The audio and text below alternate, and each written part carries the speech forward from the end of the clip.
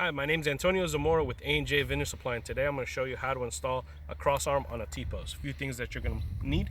It's going to be a 7/16 socket and the U-bolt with its flange nuts. The next thing you're going to need is the crossarm itself. So from here, you're going to make sure you line up the lock pattern on the T-post, just like this. This is going to help it and prevent any kind of rocking from side to side.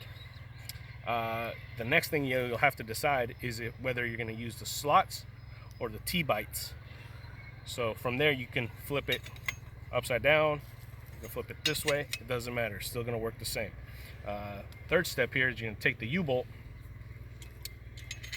and you're going to slide them right through the slots on the crossarm, just like that.